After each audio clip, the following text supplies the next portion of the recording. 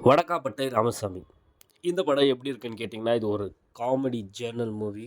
ஸ்டோரின்னு ஒண்ணும் இருக்காது. பட்டு நெறையா உங்களுக்கு காமெடி இருக்கும். ஃபர்ஸ்ட் ஆஃப் ஆலா ஒரு செம்ம ஃபன்னான காமெடி இருந்துச்சுன்னே சொல்லலாம். சில பல இடங்கள்லாம் நம்மள சோதிக்குது. இருந்தாலும் அந்த சந்தானமும் அப்புறமேட்டு அவங்க டீம் இருக்கிற காமெடி வந்து செம்மையா ஒர்க் அவுட் ஆயிருக்குன்னு சொல்லலாம். மத்தபடி படத்தில எதனா இருக்குன்னு கேட்டிங்கன்னா, கண்டிப்பா இல்ல. டிடி ரிட்டர்ன்ஸ்க்கு அப்புறம் எந்த படமும் சந்தானுக்கு கரெக்ட்டா அமையல. லாஸ்ட்டா வந்த படமும் சரி, இப்போ இந்த படமும் சரி. படம் வந்து ஒன் டைம் வாட்சபிள்.